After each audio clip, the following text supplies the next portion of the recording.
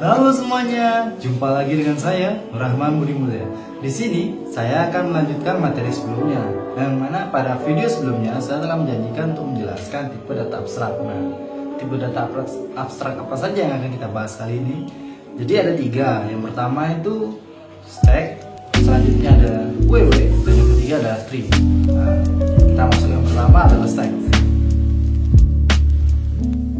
Secara sederhananya, stacks adalah tumpukan.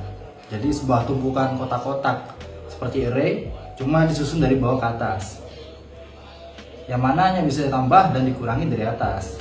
Nah, istilah pada stack ini biasa disebut dengan last in first out, atau yang pertama keluar, yang pertama masuk maksud saya, yang pertama masuk dia adalah yang pertama keluar. Jadi hanya bisa ditambahkan dari atas dan bisa dikurangi dari atas. Nah, coba lihat pada gambar di sini. Di sini kan pada stack ada istilah top, bottom, terus juga ada push dan pop. Nah, push dan pop ini salah satu metode yang mana push ini untuk menambahkan tumpukan dan lalu pop ini untuk mengurangi tumpukan.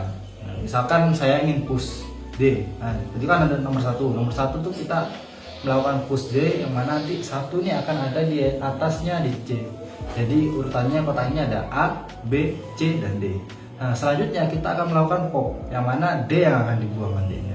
Nah, dalam tumpukan stack ini kita nggak bisa membuangnya di tengah, kita hanya bisa membuang dari atas, dan kita juga hanya bisa masukkan dari tengah, dari atas menurut saya. Jadi semuanya yang masuk itu dari atas, dan semuanya yang keluar juga dari atas, seperti itu. Oke, selanjutnya adalah WW. Nah, WW dapat disebut dengan antrian. Iya, antrian.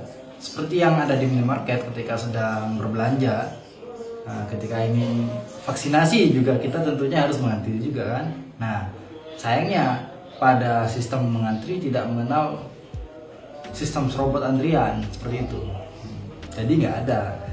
Jadi dalam sistem antrian ini, WW ini, atau yang biasa disebut dengan first in first out, FIFO, atau ada juga yang menyebutnya sebagai first in first serve.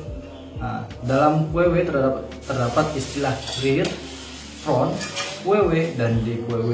Nah, ini bisa lihat di gambar. Jadi ada rear, front, NQW, sama DQW. Rear adalah antrian paling belakang, dan front adalah antrian yang paling depan. NQW adalah proses penawaran antrian di paling belakang. Misalkan kayak gini, ada orang baru ngantri nih, ikut jawaban antrian. Nah, itu adalah NQW. Lalu sedangkan untuk yang mengeluarkan antrian di bagian depan, misalkan sudah dilayani, disebut DQW. Dalam antrian itu kan ada yang paling depan tuh. Ya, ketika paling depan selesai, dia akan keluar dari antrian kan. Nah, itulah disebut DQW. Berbeda dengan stack, pada sistem antrian yang pertama mengantri adalah yang pertama dilayani. Jadi apabila ada antrian A, B, dan C, lalu ada D ikut bergabung, NQWD, maka D berada paling belakang. Urutannya D itu ada paling belakang, di belakangnya D. Di belakang C, misalnya gini, A, B, C, dan D paling belakang. Sehingga D tetap dilayani paling akhir. Dari yang pertama tetap A, kemudian B, selanjutnya C, setelah itu baru D. Nah, selanjutnya ada tree. Nah, iya, tree, pohon. Cuma bagi saya ini lebih nampak seperti akar yang menjalar ke bawah ya. Nah, biasanya sih ada yang bilang ini adalah pohon yang tumbuh ke bawah seperti itu. Nah, cuma bagi visual mata saya itu lebih tampak seperti akar yang menjalar ke bawah ya. Nah, tree sebenarnya sendiri adalah bentuk struktur data yang bersifat hierarki. Yang mana itu nanti sifatnya one to many. One to many itu adalah relasi entitas yang nanti kalian akan pelajari di basis data kalau tidak salah. Nah, bentuknya menyerupai akar yang menjalar ke bawah. Ini menurut saya. Nah, rangkaian akar ini terjadi dari node atau simpul yang dihubungkan oleh vektor. Nah, bisa dilihat gambar ini. Lingkaran A, B, C, dan seterusnya disebut dengan node. Node dengan kedudukan paling tinggi disebut dengan root. Nah, node dengan kedudukan paling tinggi di sini adalah A. Selain root, selain A, semua node memiliki satu induk atau parent. Nah, jadi seperti E memiliki induk B, lalu B memiliki induk A, sedangkan A tidak memiliki induk sama sekali, seperti itu. Nah, tree ini biasa digunakan untuk silsilah keluarga atau struktur organisasi. juga bisa digunakan sebagai hasil turnamen misalkan. Ya intinya yang ada hierarkinya itu. Oke, jadi karena di video selanjutnya saya akan menjelaskan mengenai algoritma sorting dan stack ya. Saya tidak menjelaskan mengenai tree sama WW karena nantinya akan jelimet ya. Untuk di tree mungkin nanti agak lebih kompleks. Lalu untuk di WW, kalau saya menjelaskan yang basic itu tidak digunakan karena biasanya WW yang digunakan sudah kompleks, seperti ada tambahan fitur-fitur tertentu di dalamnya. Masih misalkan dalam pengaplikasiannya di bank ada loket seperti itu, sebentar ada alarm ya, mohon maaf. Nah, jadi seperti itu. Jadi saya akan menjelaskan sorting dan stack saja. Nah, untuk mempelajari sorting dan stack saja tentunya kita harus mengetahui apa yang dinamakan dengan operator. Nah, operator sini kan sebenarnya sudah dijelaskan oleh Mas Catur nih, rekan saya. Namun saya akan mencoba untuk mengingatkan sedikit saja.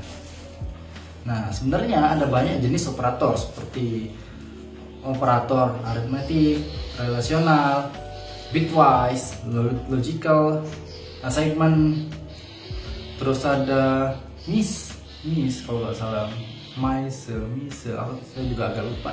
Nah, namun di sini kita hanya akan membahas beberapa saja, yaitu logic basic yang berkaitan dengan logic basic saja. Nah, yang pertama adalah operasi aritmatika, yang kedua adalah operasi relasi, dan yang ketiga adalah operasi logika. Di sini yang pertama kita akan belajar tentang operasi aritmatika. Operasi aritmatika digunakan dalam ekspresi matematika dengan cara yang sama seperti aljabar. Coba dilihat tabel sini.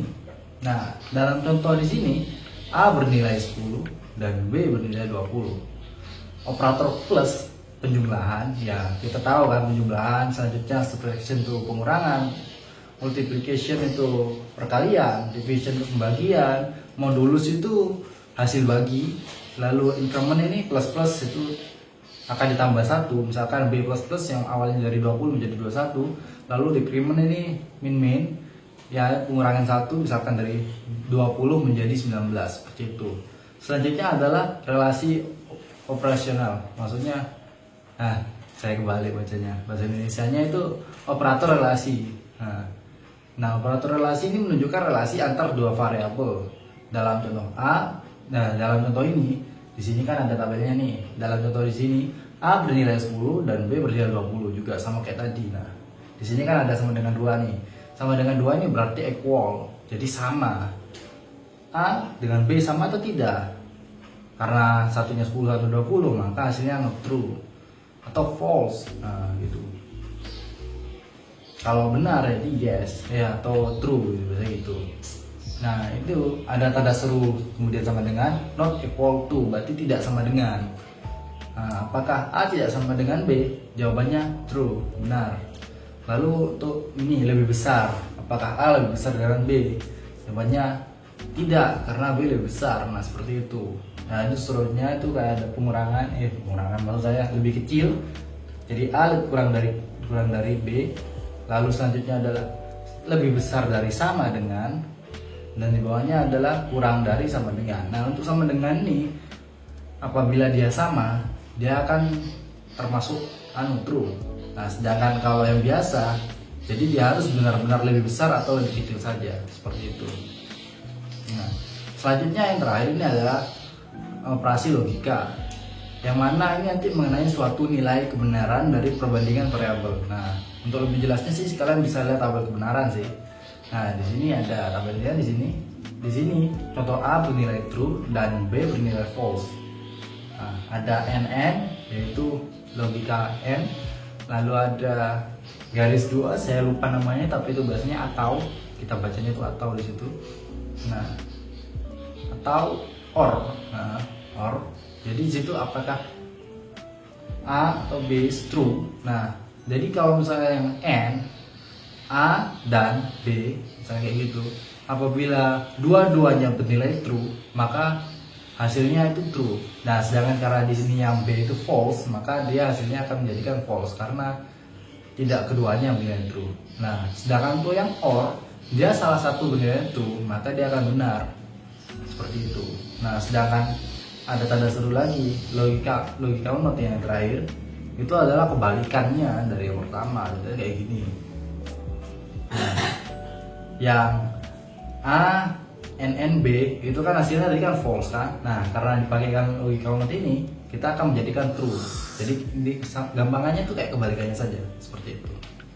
Nah, beberapa contoh yang saya ambil di atas tadi itu berasal dari tutorial Point ya, kalau nggak salah, link ada di bawah. Nah, jadi bisa kalian coba sendiri dan lakukannya secara live demo, secara online tentunya, agar lebih paham sendiri pelan-pelan. Seperti itu sih.